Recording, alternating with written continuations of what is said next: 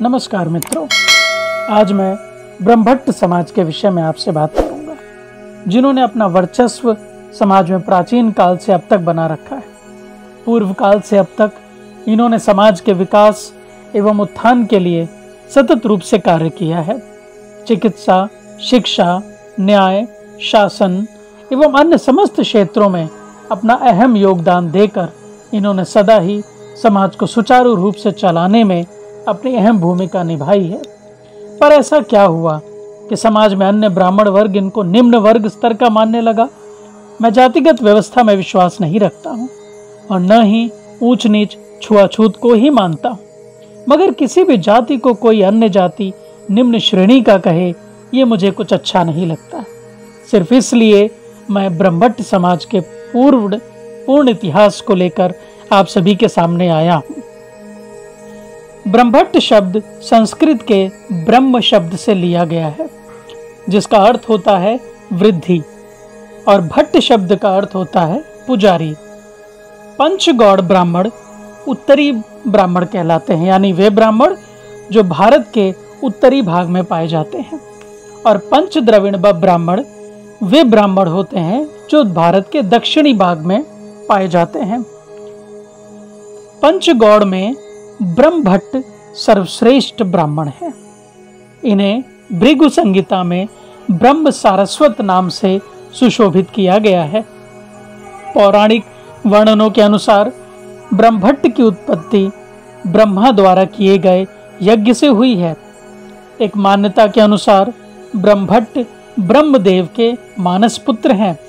समाज को सुचारू रूप से चलाने के लिए ब्रह्मा ने 10 मानस पुत्रों को जन्म दिया था, जिनके नाम हैं अत्रि, अंगिरस, पुलस्त्य, मरीचि, पुलाहा, क्रतु, भृगु, वशिष्ठ, दक्ष और नारद।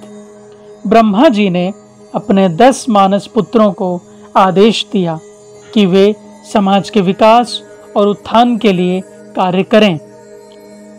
सारस्वत ब्रह्मभट्ट ब्राह्मण ब्रह्मा जी के मानस पुत्रों के ही वंशज हैं। यह वक्तव्य सूत्र संहिता से लिया गया है। आगे हम बात करते हैं भट्ट शब्द का अर्थ क्या होता है। भट्ट का अर्थ होता है विद्वान या पुजारी, जो पूजा पाठ करता है और जो सरल स्वभाव का हो और पूर्ण रूप से ईश्वर को समर्पित हो। भट्ट कोई जाति नहीं है, बल्कि एक उपाधि है जो उन ब्राह्मणों को दी जाती है जो अन्य ब्राह्मणों से शास्त्रार्थ में अपनी श्रेष्ठता सिद्ध कर देते थे। जैसे कि आज के समय में PhD आदि उपाधियां प्रदान की जाती हैं। उनको प्राप्त हुई उपाधि के गौरव और प्रतिष्ठा को बनाए रखने के लिए इन लोगों ने उन्हीं परिवार और लोगों से विवाह संबंध बनाए जिन ब्राह्मणों ने भट्ट की उपाधि प्राप्त कर ली हो। इसलिए आज भी भट्ट ब्राह्मणों के विवाह वे अपने ही संबंधों में करते हैं। भट्ट की उपाधि प्राप्त कर चुके ब्राह्मणों ने जब समस्त सामाजिक संबंध भट्ट उपाधि प्राप्त कर चुके ब्राह्मणों में करने लगे, तो इस प्रकार भट्ट ब्राह्मणों का एक समुदाय विकसित हुआ जो अन्य ब्राह्मणों से श्रेष्ठ थे। ये एक प्रश्न हमेशा से ही सबके मस्तिष्क में रहा है। सबके मस्तिष्क से मेरा तात्पर्य है कि हम ब्रह्मभट्ट समाज के लोगों के भी मन में ये सवाल हमेशा रहा है, और अन्य ब्राह्मणों के मस्तिष्क में भी ये सवाल हमेशा रहा है कि भट्ट ब्राह्मण, शर्मा ब्राह्मण या जितने भी हम भट्ट ब्राह्मण की जाति हैं, वे सब अपनी ही जाति में विवाह क्यों करते हैं। तो आज इस सवाल का जवाब भी मैं उम्मीद करता हूँ आपको अवश्य मिल गया होगा। भट्ट ब्राह्मणों का ऐतिहासिक मूल निवास स्थान कहाँ था, कहाँ पर ये सबसे पहले रहते थे, देश के भारत के किस हिस्से में निवास करते थे, इसके बारे में हम चर्चा करते हैं। भट्ट ब्राह्मण समुदाय ऋक वैदिक इंडो आर्य क्षेत्र में निवास करते थे, जो सरस्वती नदी के आसपास का क्षेत्र यानी कश्मीर, राजस्थान, गुजरात, सिंध था। इसलिए भी इन्हें सरस्वती पुत्र भी कहा गया, यानी सारस्वत ब्राह्मण। इन्हें सरस्वती पुत्र इसलिए कहा गया क्योंकि ये सरस्वती नदी के आसपास के क्षेत्र में रहते थे, और इसीलिए क्योंकि ये सरस्वती नदी के आसपास के क्षेत्र में रहते थे, इसलिए इनको सारस्वत ब्राह्मण कहा गया। भट्ट ब्राह्मणों को सरस्वती पुत्र इसलिए भी कहा गया है क्योंकि इन्हें मां सरस्वती, ब्रह्मा जी की पत्नी, का भी पुत्र माना जाता है। इसी सरस्वती नदी के पास के क्षेत्रों में रहते हुए इन्होंने सूत्र और वेदों की रचना की थी। अब एक सवाल यह आता है कि कैसे माना जाए या किस प्रकार से भट्ट ब्राह्मण ज्ञान में अन्य ब्राह्मणों से श्रेष्ठ हैं। भट्ट ब्राह्मणों ने कई विधाओं में अपनी श्रेष्ठता साबित की, जैसे वेद, संगीत, चिकित्सा, कला, संस्कृति, काव्य, इतिहास, खाप रिकॉर्ड रखने। खाप रिकॉर्ड से तात्पर्य होता है समस्त वंशजों के रिकॉर्ड रखना, और भट्ट ब्राह्मण पूर्व में जितने राजा हुआ करते थे, राजवंश हुआ करते थे, उनके वंशजों का रिकॉर्ड रखते थे, तो ये खाप रिकॉर्ड भी रखा करते थे। आदि अन्य रचनात्मक क्षेत्रों में भी इन्होंने अपना लोहा मनवाया। साथ ही राजाओं द्वारा दिए गए अन्य दायित्वों का भी इन्होंने निर्वहन पूर्ण निष्ठा से किया। उस समय राजाओं को भगवान विष्णु का अवतार माना जाता था और राजा की आज्ञा का पालन करना परम धर्म माना जाता था। क्योंकि भट्ट ब्राह्मणों ने अपनी श्रेष्ठता साबित कर ली थी और समाज में इन्हें उच्चतम स्थान प्राप्त था, साथ ही यह भी माना जाता था कि भट्ट ब्राह्मणों की जीवा पर सरस्वती विराजमान होती है, क्योंकि वे मां सरस्वती के पुत्र हैं। इसलिए सिर्फ भट्ट ब्राह्मण ही राजा के विचारों से असहमत होने का अधिकार रखते थे और वे अपने विचार उनके सामने रख सकते थे। राजा के निर्णय में हस्तक्षेप भी कर सकते थे और राजा को अपनी राय भी देते थे। राजा के करीब होने के कारण इनका समाज में काफी वर्चस्व एवं प्रभाव था। भट्ट ब्राह्मणों का इंडो आर्य क्षेत्र से पलायन। अब हम लोग इस विषय पर चर्चा करेंगे कि ऐसा क्या हो गया था कि भट्ट जहां पूर्व में सरस्वती नदी के आसपास के क्षेत्रों में रहा करते थे, अब उन्हें उस क्षेत्र से पलायन करना पड़ा। सरस्वती नदी के सूख जाने के बाद सारस्वत भट्ट ब्राह्मणों को अपना यह प्राकृतिक क्षेत्र छोड़कर अन्य क्षेत्रों की ओर पलायन करना पड़ा, जिससे इनकी दैनिक आवश्यकताएं पूरी हो सकें। इस कारण से इनको अपना बहुत कुछ खोकर नई जगह बसना पड़ा। इंडो आर्य क्षेत्रों से पलायन करके ये लोग मध्य भारत और दक्षिण भारत की तरफ पलायन कर गए। इन नए स्थानों पर ये नए लोगों की दया पर ही निर्भर थे पूरी तरीके से। नई जगहों पर पहले से ही रह रहे वे समुदाय जिनका व्यवसाय भट्ट ब्राह्मणों से मिलता जुलता था, तब इन लोगों को भट्ट ब्राह्मणों से प्रतिस्पर्धा का सामना करना पड़ा। यहाँ पहले से ही रह रहे समान व्यवसाय के लोग सारस्वत भट्ट ब्राह्मणों की योग्यता, विद्वता एवं अत्यधिक पारंगत क्षमताओं से किसी भी प्रकार से खुश नहीं थे। बस यहीं से प्रारंभ होती है भट्ट ब्राह्मणों के खिलाफ इनको निम्न स्तर का साबित किए जाने की कहानी। भट्ट ब्राह्मणों को किस प्रकार से निम्न स्तर का साबित किए जाने के प्रयास किए गए हैं, अब हम लोग इस विषय पर चर्चा करेंगे। कई लेखों और कई पुस्तकों में आपको भट्ट ब्राह्मणों के विपरीत टिप्पणियां अंकित मिल जाएंगी। पहला उदाहरण देखते हैं। संस्कृत हिंदी डिक्शनरी यानी शब्दकोश, वामन शिवराम आप्टे शब्दकोश का नाम है, और इंटरनेट पर भी आपको कई वेबसाइटों पर भी दिया गया है, जिसमें भट्टों की उत्पत्ति के बारे में एक सूत्र दिया है। क्षत्रियादि विप्र कन्यायाम भट्टो जातो अनुवाचकः। इसकी पूरी व्याख्या से पता चलता है कि विधवा ब्राह्मणी और क्षत्रिय पिता से उत्पन्न जाति ही भट्ट है। अगर इस बात को ही सत्य मान लिया जाए तो क्षत्रिय पिता और ब्राह्मणी माता से उत्पन्न संतान तो क्षत्रिय होनी चाहिए, क्योंकि उस समय की मान्यता के अनुसार संतान अपने पिता के वर्ण और जाति को ही धारण करती है, जबकि ऐसा नहीं है। आज भी भट्ट जाति स्वयं को ब्राह्मण ही मानती है और उसी ब्राह्मण रूपी धर्म और आचरण का पालन करती है। भट्ट ब्राह्मणों की उत्पत्ति से संबंधित शास्त्रों से दुर्भावनावश छेड़छाड़ की गई है। वास्तविकता यह है कि क्षत्रिय पहले युद्ध में जाया करते थे और युद्ध में क्षत्रियों की बड़ी संख्या में मृत्यु हुआ करती थी। तो उनकी विधवाओं को उपपत्नी के रूप में ब्राह्मणों को दे दिया जाता था। इस प्रकार ब्राह्मण पिता और क्षत्रिय माता से उत्पन्न संतान भट्ट कहलाती है। इतिहास में ऐसी कोई घटना दर्ज नहीं है जिसमें ब्राह्मणों की बड़ी संख्या में मृत्यु हुई हो और क्षत्रियों ने ब्राह्मणों की पत्नी को उपपत्नी के रूप में अपनाया हो। साथ ही एक और प्रमाण देना चाहूंगा कि इस काल में प्रतिलोम विवाह वर्जित थे, यानी कि ऊंची जाति से नीची जाति में विवाह नहीं होते थे। अर्थात ब्राह्मण की पत्नी का विवाह क्षत्रिय से वर्जित था और यदि कुछ एक विवाह हो भी जाए तो इससे एक बड़ा समुदाय नहीं बन जाया करता है। इससे यह बात पूर्ण रूप से साबित होती है कि भट्टों की जाति की उत्पत्ति संबंधी शास्त्रों के साथ जानबूझकर उन्हें अपमानित करने के लिए छेड़छाड़ की गई है। अब दूसरा उदाहरण यहां से देखते हैं कि किस प्रकार से भट्टों को निम्न स्तर का साबित करने का प्रयास किया गया। शब्दकोश में भट्टों के अर्थ में पहला अर्थ दिया है प्रभु, स्वामी, दूसरा विद्वान यानी कि ब्राह्मण, तीसरा दार्शनिक और चौथा एक प्रकार की मिश्र जाति जिसका व्यवसाय भाट या चारणों का व्यवसाय अर्थात राजाओं का स्तुति ज्ञान है। पांचवा अर्थ दिया है भाट, बंदीजन।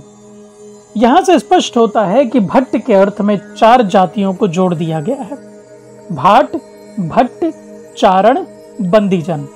यहाँ भट्ट को 4 जाति से जोड़े जाने का सीधा अर्थ है कि भट्ट जाति को षड्यंत्र पूर्वक भाट में शामिल बताकर अपमानित करने का प्रयास किया जा रहा है ताकि भट्टों को उनके वास्तविक सम्मानित स्थान से अपदस्थ किया जा सके।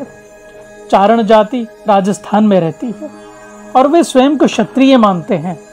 बंदीजन जाति वर्तमान में नहीं है। भाट पिछड़ी जाति में आते हैं और ये स्वयं को ब्राह्मण होने का दावा भी नहीं करते हैं। इससे यह पूरी तरह से स्पष्ट होता है कि भट्ट जाति को अन्य ब्राह्मण वर्ग जानबूझकर अपमानित करने का प्रयास करते हैं। ब्राह्मणों का इतिहास बहुत ही गौरवशाली रहा है। प्राचीन काल में जब समस्त जातियों को 4 वर्णों में विभाजित किया गया था तो वास्तव में जो ब्राह्मण जाति कही जाती थी वे भट्ट ब्राह्मण ही थे, यानी भट्ट ब्राह्मण ही सबसे पहले ब्राह्मण जाति के रूप में अस्तित्व में आए थे।